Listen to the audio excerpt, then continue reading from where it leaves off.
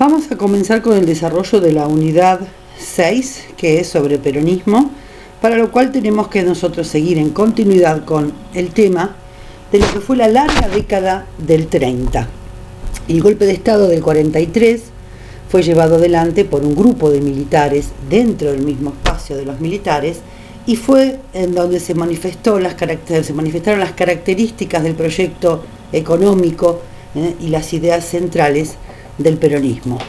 Este golpe fue llevado adelante por un grupo de oficiales unidos, es la sigla que significa, que se expresa en el GOU, y en la foto vemos a los generales Rawson y Ramírez que saludaron una multitud en la Plaza de Mayo el día del golpe de Estado. El ejército fue el único protagonista que estuvo detrás de este golpe militar y que se definió claramente como antioligárquico, antiliberal y anticomunista. Estos tres principios van a definir fuertemente todo el accionar en el periodo que actuó esta dictadura militar. Y aquí vemos en la foto, ¿sí?, a Farrell, quien es el primero que va a ocupar por 3 días en un primer momento el Poder Ejecutivo y su gabinete. Aquí ven a Tesaire, Mason, Perón, ¿sí?, y otros militares más. El 4 de junio de 1943 se dio el primer paso para lograr los fines del GOU. Fue una revolución, como dije, estrictamente militar. Ninguna de las tendencias políticas en pugna de aquel momento pudo contabilizar para sí mismo ese golpe de Estado, pese a que entre los protagonistas castrenses de ese momento también había una gama distinta de posiciones, que estas posiciones se fueron decantando a medida que avanzaba el proceso de hacer el golpe y luego quedaron en beneficio del GOU, que fue el grupo que lo llevó a cabo y tomó las riendas del poder. Este grupo de oficiales unidos era producto de una rama disidente dentro del ejército. Y es interesante aquí agregar el análisis de historiadores argentinos que hacen sobre la composición del ejército, teniendo en cuenta su origen social. Escuchen al respecto. El interés de clase de los oficiales jóvenes tiene importancia también en repúblicas latinoamericanas, como Brasil y Argentina, que experimentaron el crecimiento de una clase media en aquellos años. Porque antes de la Primera Guerra Mundial, los oficiales del ejército provenían principalmente de las oligarquías rurales, y cuando estos oficiales intervenían en la vida política, lo hacían en apoyo de su posición económica y política.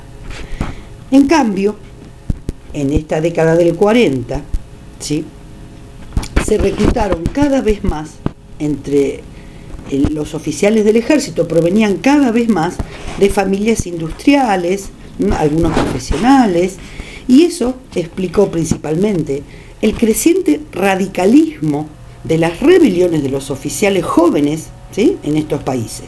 Por ejemplo, en 1943 el ejército argentino, el que dio este golpe, ¿sí?, no tenía contactos con la oligarquía, no provenía de esos sectores, ¿sí?, privilegiados o pudientes.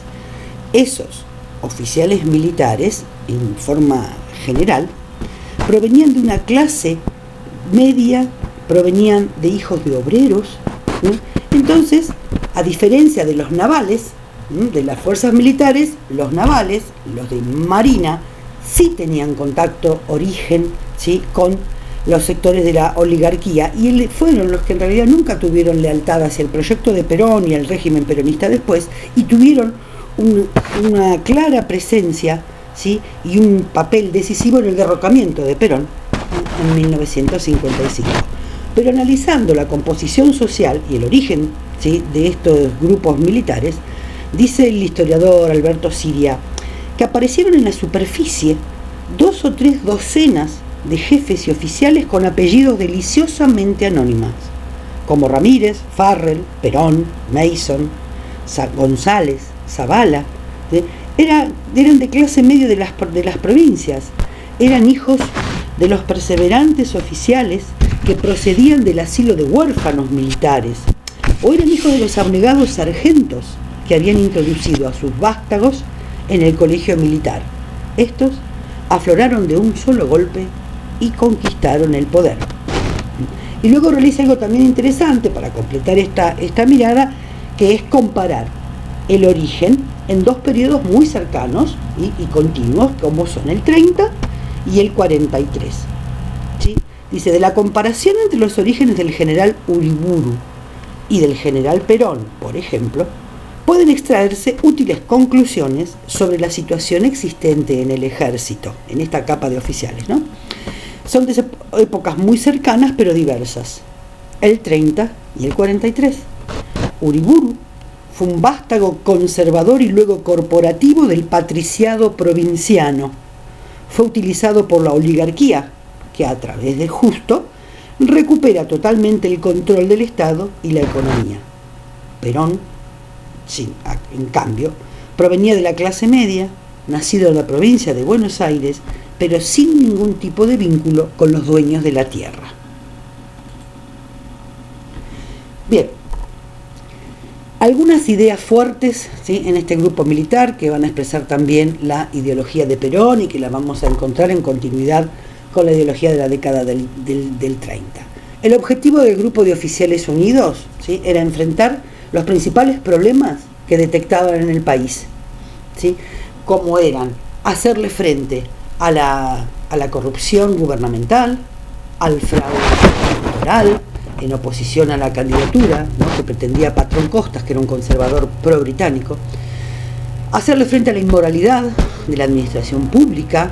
Un problema que observaban era la ausencia de Dios en las escuelas. Sobre eso vamos a hacer luego nosotros foco en la dimensión educativa de este periodo. Se quejaban y ponían como problema el poder excesivo del capital usurario en detrimento de los intereses nacionales, ¿no?, el capital financiero, la falta de autoridad moral del sistema judicial y la amenaza comunista. Esto es muy propio, ¿sí?, del periodo ya acercándose a la finalización de la Segunda Guerra Mundial, cuando Rusia tenía ya una entidad más que clara y con su participación también en la Segunda Guerra Mundial. Entonces el comunismo iba a ser uno de los puntos más claros de coagulación y de unión del apoyo de estos grupos nacionalistas, entre los que se expresa acá también Perón. Bien, entonces, Ramírez asume el 7 de junio de 1943. Hubo un cambio entre el 4 de junio, que asumió Rawson, luego asume Ramírez. Ramírez nombra al general Perón como jefe de la Secretaría de Ministerio de Guerra y en octubre, a pedido de Perón mismo, es nombrado a cargo del Departamento Nacional de Trabajo, desde donde Perón comienza a desarrollar su proyecto político. Luego eleva ese departamento al rango y categoría de Secretaría de Trabajo y Previsión, y va a ser luego Secretaría de Trabajo y Previsión Social, donde va a tener, ¿sí?, lugar la mayor parte de la obra de Perón, antes de ser presidente. El golpe sostenían que se hacía en defensa de la patria, ya que el gobierno de Castillo había caído en la corrupción por el fraude. Entonces se proponían luchar por la honradez administrativa y reprimir todo hecho doloso. Les preocupaba claramente que el capital usurario, lo que hoy nosotros entendemos como capital financiero, se beneficiaba en contra de los intereses del país, impidiendo un resurgimiento económico por la ausencia de una política social. Esta situación, afirmaban los del grupo que dio el golpe, podía favorecer el establecimiento del comunismo. Si no se frenaba, si no se hacía algo para salvar al obrero, al trabajador, iba a venir el comunismo. Ese caballito de batalla era claramente, reiteradamente utilizado, ¿sí? Este comunismo era factible de que llegara por la inmoralidad en la justicia, por la falta de educación religiosa y patriótica, ¿sí?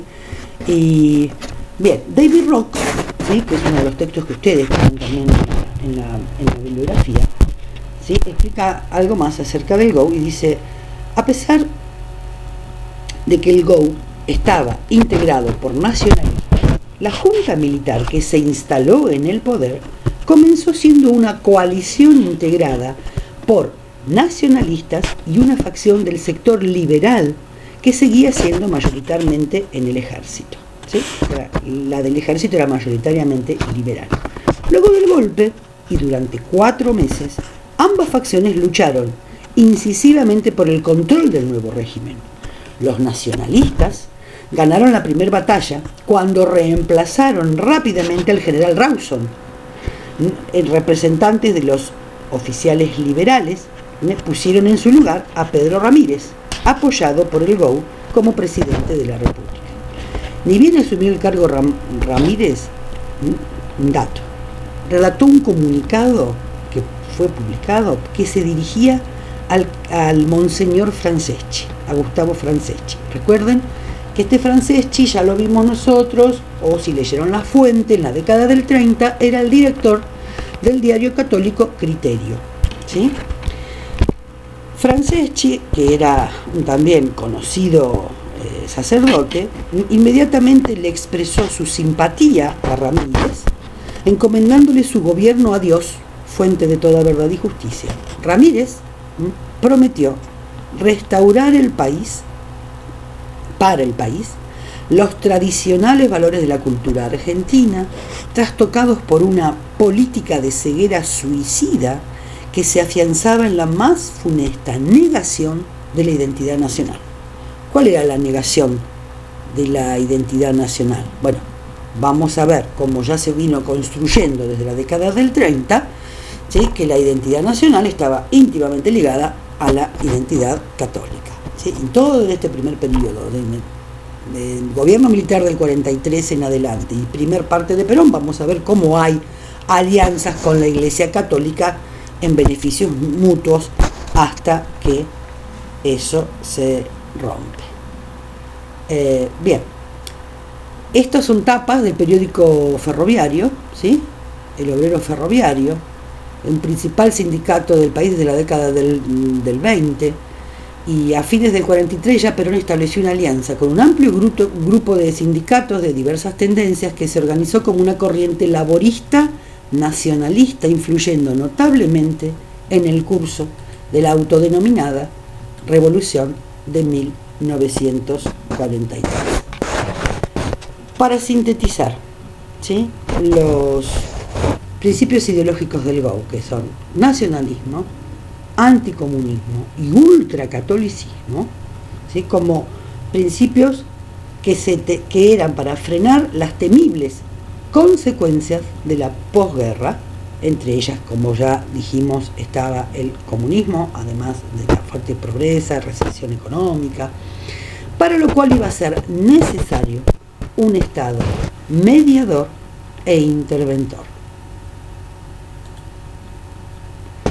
Bien, nacionalismo y justicia social. Los contenidos nacionalistas, ¿sí?, de los discursos contrastaban, sin embargo, respecto, ¿sí?, a los acusados contenidos del fascismo, como al menos algunos de los teóricos fascistas, pero, a diferencia de los nacionalistas, Perón tenía una visión positiva, ¿sí?, de los legados de la Revolución Francesa, entre los que veía el origen de la justicia social. En este punto él se separaba de los nacionalistas. David Rock, seguimos con esta bibliografía que nos ayuda, afirma que en este peronismo temprano se reconocen componentes discursivos del fascismo similares a estos autoritarismos europeos, al afirmar, por ejemplo, la necesidad de la integración nacional ante la amenaza de la guerra total. Quedó muy pendiente inmediatamente después de la Segunda Guerra Mundial la idea de la Tercera Guerra Mundial como fuerte cuco y fantasma. Otro componente discursivo era la idea de las corporaciones, la necesidad y los beneficios de las corporaciones, y también la percepción que iba manifestando de ser él quien pudiera ser el que lograra armonía entre las grandes entidades de poder de una sociedad, como era el ejército, los trabajadores y las clases propietarias. Entonces, esta nueva sociedad se iba a fundar, ¿sí?, en esta unión con las Fuerzas Armadas, las clases asalariadas y los trabajadores, ¿sí? Las ideas que nos explica David Rock coincidían con el fascismo y los autoritarismos europeos, y la diferencia que tenía en relación al concepto de justicia social Perón con los nacionalistas de su época. Bien, ¿qué más ideas de la época? Estas ideas no son innovadoras, no aparecen en el 43. Ya eran fuertes en la década del 30. Por ejemplo, la idea del papel que debía jugar el Estado era muy fuerte en la década anterior. La necesidad de establecer algún tipo de sistema corporativo de representación también.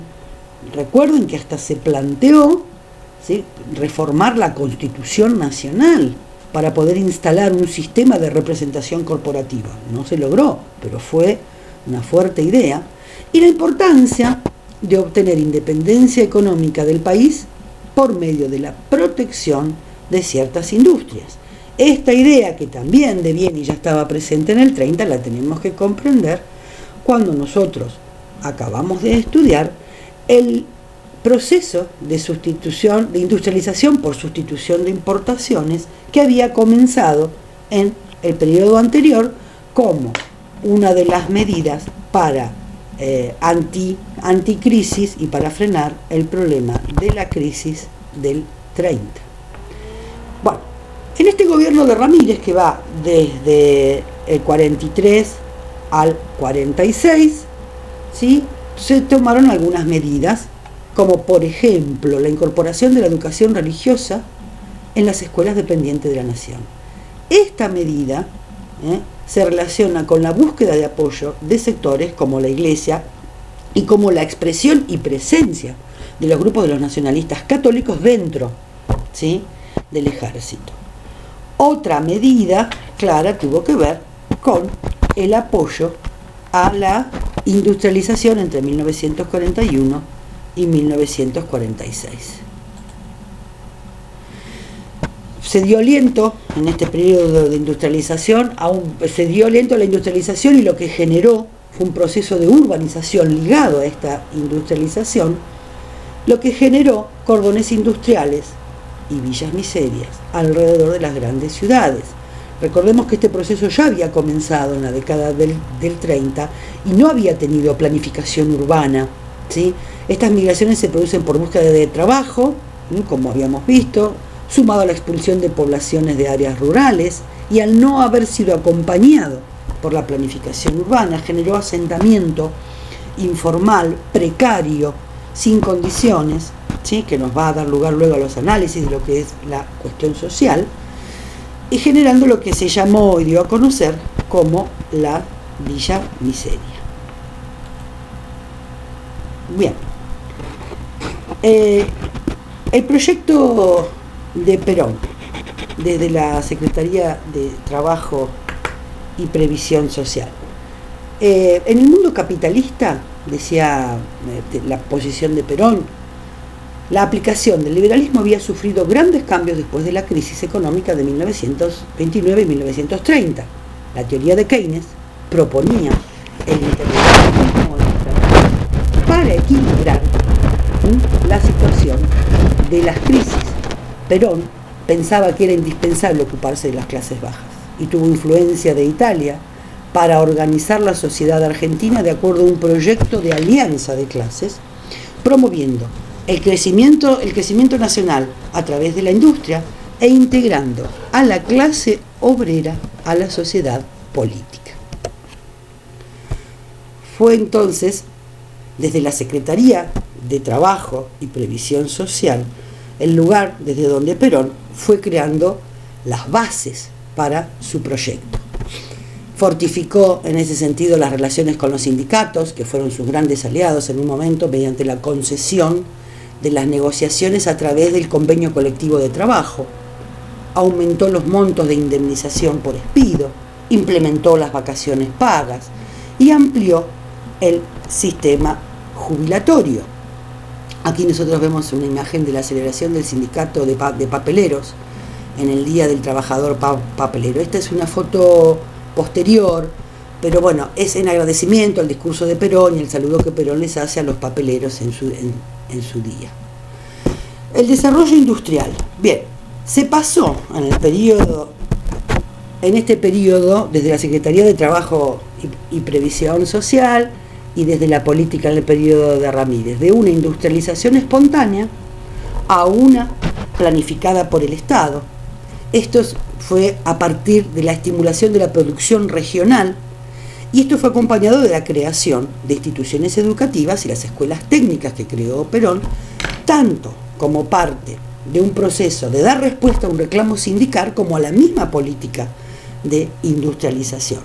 En este sentido, hay una doble dimensión del proceso de industrialización que se acopla con la dimensión educativa, dado que la organización, creación y expansión del sistema educativo, que nosotros vamos a analizar con más profundidad, tiene que ver a la concordancia con el proyecto, ¿sí?, de desarrollo industrial y con el intento, como decimos siempre, de cambio de patrón de acumulación del capital, pasando de ser el producto agrario de producción primaria a ser la industrialización y la industria pesada.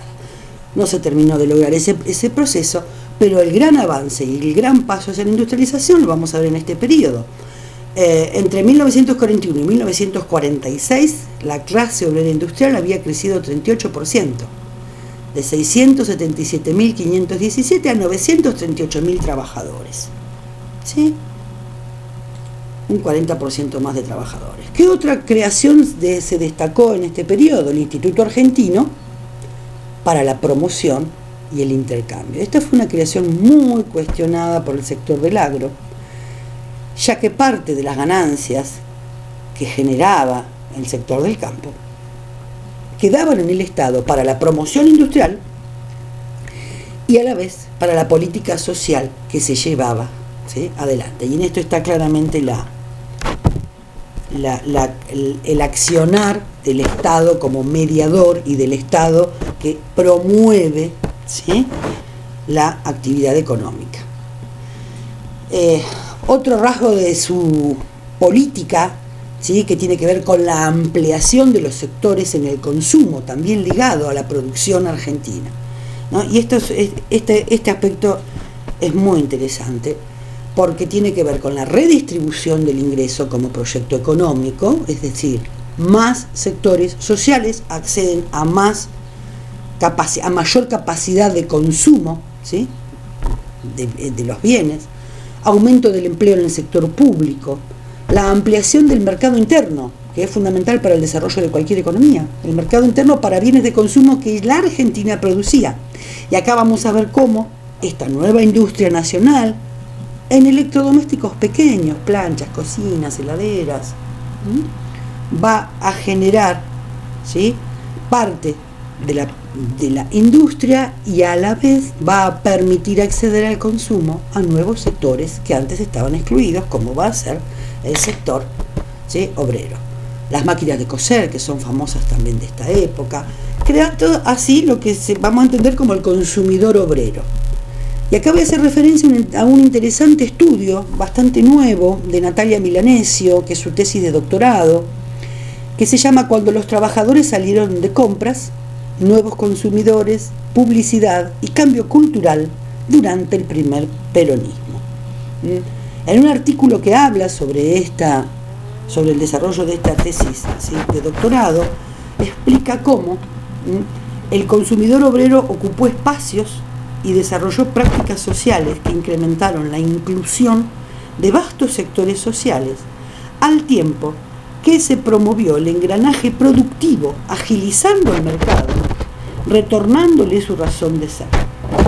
En el peronismo, por primera vez el trabajador, a través de este mecanismo, se tornó un sujeto de transformación histórica, adquirió visibilidad cultural, modificó las identidades de clase, recitó las expectativas de género e instauró un nuevo lenguaje que abarcó desde el coloquial cotidiano a la estética de los mensajes masivos, como las propagandas, ¿sí?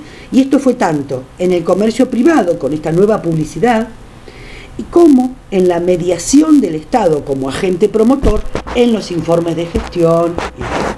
Este estudio sobre el consumo obrero es muy interesante para entender este rol dado, ¿sí?, al trabajador. Otra medida propia de la época, 1944, Estatuto del Peón, ¿sí?, la condición del trabajador rural, se obligó al sector agrario a duplicar los salarios de los peones del campo, sancionó normas de protección a los arrendatarios, que eran los inquilinos rurales, y facilitó que los arrendatarios pudieran acceder a la tierra. Pero tenía gran oposición de muchos partidos políticos y amplios sectores de la sociedad argentina, y ya el 19 de septiembre de 1945, la oposición antiperonista, por la figura que tenía Perón, ¿no?, ya realizó una multitudinaria marcha de la Constitución y de la Libertad, así se llamó la marcha, que fue una marcha en contra del régimen, y se le pedía a la Suprema Corte de Justicia que se hiciera cargo del gobierno y que sacara al gobierno militar, ¿no? A esta marcha por la Constitución y la Libertad asistieron los grandes exponentes de la economía, pero también los partidos que habían luchado contra el régimen conservador de los años 30 y en particular que estaban en contra de la dictadura militar que asaltó el poder en 1943. Entonces en las calles se entreveraron tanto políticos socialistas, comunistas, principales dirigentes del radicalismo, políticos cristianos y estudiantes que desde hacía 2 años tenían las universidades intervenidas, los centros de estudiantes ilegalizados y las casas de estudios, ¿no?, las universidades, controladas por milicos ignorantes y nacionalistas, oscurantistas y ultramontanos. Sobre la relación del peronismo con la universidad vamos a hacer también especial foco de análisis por su constante y conflictiva relación con la universidad pública de aquellos años. Cuando la Secretaría de Trabajo y Previsión cumplió 1 año, Perón hizo una demostración de su fuerza en el campo laboral, organizó una marcha y mostró a su propio gobierno, a las Fuerzas Armadas y a los partidos políticos y a los medios económicos la capacidad de convocatoria que tenía. A partir de ese momento, el gobierno acusó el impacto, ¿sí?, de la marcha, acusó el impacto de esta otra marcha, una que había apoyado, que había convocado Perón, esta que era en contra del régimen, y una de las preocupaciones que tenía el régimen, bueno, ¿qué hacemos? ¿Qué se hace con Perón?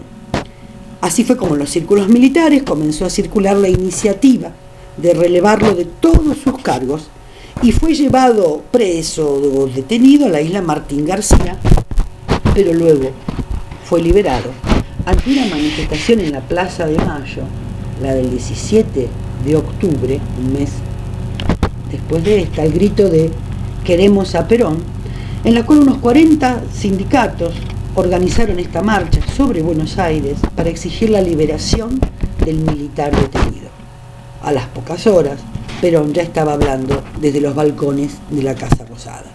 Esta gran movilización fue organizada por los sindicatos y fundamentalmente por Cipriano Reyes, que fue el secretario general del Sindicato de la Carne, que estaba muy ligado al peronismo, y por el Partido Laborista, que fue una fuerza política alentada que se formó con Perón, y entre esos sindicatos, el Partido Laborista y los sectores trabajadores, fueron a la Casa Rosada a reclamar por Perón, y es aquí donde está la icónica foto del peronismo, de una expresión popular nueva, distinta, que asustó mucho, ¿sí?, asustó a la oligarquía, asustó a parte de la clase media, y asustó a intelectuales que decían quiénes son estos nuevos que vienen y ocupan este lugar. Bueno, y tienen esta osadía, ¿no?, de venir con tener calor, cansancio y poner sus patas en la fuente. Y tomando nuevamente al historiador argentino Alberto Siria, ¿sí?, en sus reflexiones acerca de la composición que tenía este sector militar, Siria afirma que el único entre los líderes revolucionarios de 1943 que había llegado a comprender cabalmente el cambio producido en el equilibrio del poder económico de los terratenientes rurales a los industriales urbanos, este cambio, este paso a los industriales urbanos y al trabajo, había sido el coronel Perón. Este era lo bastante hábil para utilizar el potencial político de estos últimos grupos. Los trabajadores lo habían rescatado de una purga militar en octubre de 45 y una vez vuelto al poder, vigorizó deliberadamente y utilizó sus sindicatos como contrapeso de las Fuerzas Armadas para privar a estas últimas del papel de único árbitro del proceso político. Es decir, que él entra de las manos de las Fuerzas Armadas, siendo parte de ella, pero luego las deja a un lado en el poder y queda, ¿sí?, como árbitro único él del proceso político. Y para cerrar entonces esta primer parte, es interesante analizar este cambio del rol político que se efectuó del 30 al 43, porque entre 1930 y 1943 el ejército, ¿sí?, sirvió a los intereses concretos de la oligarquía, como una guardia pretoriana y único sostén eficaz de los sucesivos gobiernos de Uriburu, Justo, Ortiz y Castillo. A partir de 1943, las circunstancias harán que ciertos sectores militares se vean mezclados más de cerca con el proceso político desde posiciones decisivas, y será Perón quien instrumentará esos comportamientos. Los políticos profesionales tardaron, ¿sí?, tiempo, en aquellos años, tardaron mucho en comprender que había que considerar a las Fuerzas Armadas como algo más que un cómodo marco de referencia dentro del cual resultaba posible elaborar las conocidas estrategias de fraude y engaños voluntarios. Al mismo tiempo, también les costó entender, cosa que Perón sí hizo, que el desdén por el movimiento obrero que ellos tenían, los partidos políticos tradicionales, no había hecho más que empeorar las situaciones y perspectivas de triunfo de estos partidos políticos en los futuros comicios de 1946. En cambio, Perón y su grupo comprenderá la enorme importancia de contar con el respaldo militar y sindical y harán uso de esta coyuntura para hacer luego, ¿sí?, su proyecto y participar en las elecciones democráticas de 1946. Bueno, estos cambios de estrategias, de composición, de utilización de coyuntura, de mirada política y de mirada económica, ¿sí?, a sectores que devienen de este nacionalismo católico argentino, y que lo van a expresar a favor de la inclusión de nuevos sectores políticos como el obrero en un nuevo proyecto económico y roles más profundos de mediación del Estado, es lo que vamos a trabajar en esta unidad, y luego vamos a hacer, como hacemos siempre, foco en la dimensión educativa que se articula a este proceso. Ahora continuamos.